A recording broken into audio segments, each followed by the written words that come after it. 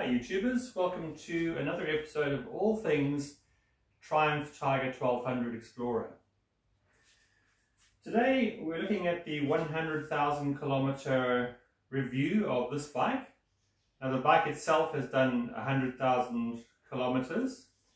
I've had the bike since 32,000, so I've only actually had it for, what's that, 60 plus, going on towards 68,000 kilometers. But it's always good to know what the bike is like at different mileages, especially 100,000. For me, that's an important milestone. So I want to do things a little bit differently today. I want to actually compare this bike with another bike that I had for a long time and knew very well. So I'm going to think about this bike versus the BMW R1200, and I had the RTP, which looked a bit like that Tourer there in the bottom. You know, I've been a BMW rider for many years of my life, and Triumphs were new to me. This is the first Triumph that I've ever had, and I've had probably 6 BMWs in my riding time. So I've always wondered how they would compare, and I've always looked a little bit down on my nose on bikes other than BMWs, but I have been pleasantly surprised by this Triumph. So instead of just waxing on about good seating position, comfortable ride, etc., which this bike does very, very well, I thought about comparing the issues that I've had with this bike versus the issues I had with the R1200 RTP. Because in my mind, the BMW Boxer is the benchmark of quality motorcycling. And spoiler alert, I actually prefer this bike to the BMW, and I give the Triumph probably an 8.5 out of 10.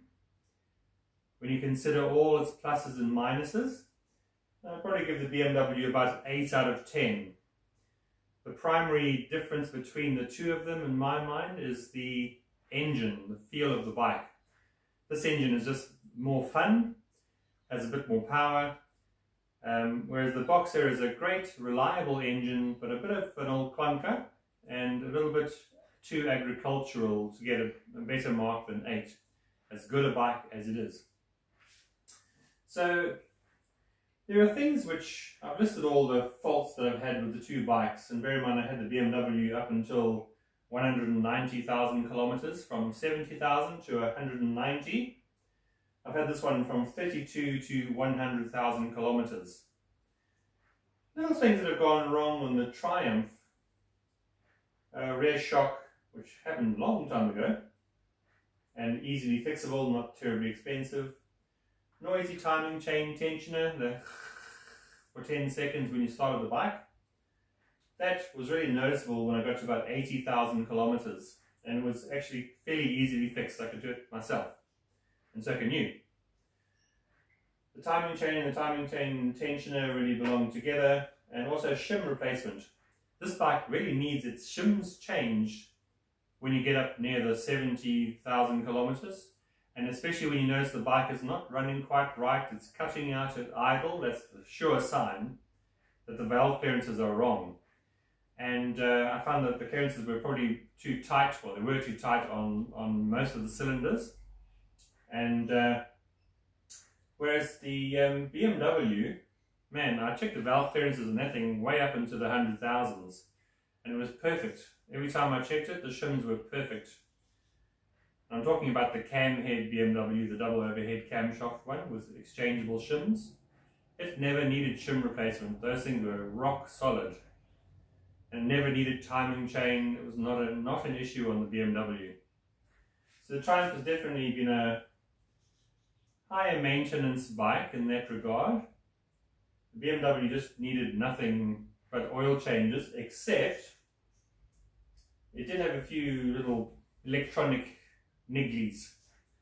The one was the throttle position sensor failure, and when that fails, the bike at a certain RPM range, it's all jerky. It becomes like a bucking bronco because the engine's not sure what position the throttle is in. So that's a quick fix, $250 later, easily fixed. The servo motor flap, there's a little butterfly valve in the BMW's exhaust pipe, and that opens and closes at different RPM ranges. If that thing fails, the little electric motor which pulls on the lever, pulls on a cable which opens and closes that valve in the exhaust. If that fails, it does some weird things, backfires a bit and coughs dirt back at you backwards through the air filter. I just removed that, put a servo buddy in its place. Alternator belt, you had to replace it, but it actually wasn't damaged, and these things on the BMW were at quite high mileage, also just under the 100,000 mark. I lost the right-hand heated grip on the BMW, it just wouldn't work, so that was probably 120,000 Ks. And the nail in the coffin for the BMW, in terms of having it as a bike, was a speedometer failure, combi failure, and that happened right at about 180,000. So I've had one more fault on the Triumph which I haven't mentioned yet, and that is my headlights just went, the mains, the dips if you like. That circuit seems to have a short, and I haven't quite solved the problem yet. I took the tank off and I greased the pins on the connectors, and it worked for a day, and then it stopped working again. So that's a gremlin I haven't solved yet, and it's a common fault on the Triumph as well. Yeah, so these things are fairly minor. They're both really good bikes. Heartily recommend the both of them. In terms of necessary modifications, the Triumph screen is actually not bad at all, but the V-Stream screen that I put on is much better, and I really recommend that for touring purposes. It's a great screen. You need phone holder or GPS holder on both bikes, and some kind of luggage, like a top box in this case. BMW came a lot more sorted in with those things, being a fully dressed tourer with panniers, but it still needed a phone holder, and I had to make a passenger seat because it was a police bike. Yeah. So, yeah. This bike is really a good bike. Great ergonomics, very comfortable, a lot of power actually, 130 plus horsepower, and she goes really well. It's a really good machine.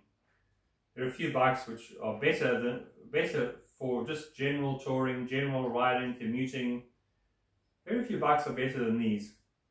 Shaft drive, hey, so much better than a chain. Low maintenance, hey.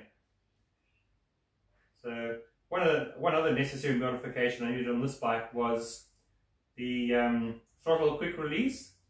I hate the original one, drives me absolutely bonkers. You've got to push two little pins in to release from the bottom of the tank, the fuel line. BMW has a beautiful one, push one button, release it, beautiful. This one also has that now because I've changed it. Yeah, that's a necessary modification. But yeah, really excellent bike. You must ride one if you're in the market for an adventure bike. You want a shaft drive bike. If you want a tourer bike, I still would go with these rather than a tourer. Just that upright position, wide bars, 90-degree knee angle. Hey, perfect. Well, have a good day. Thanks for watching.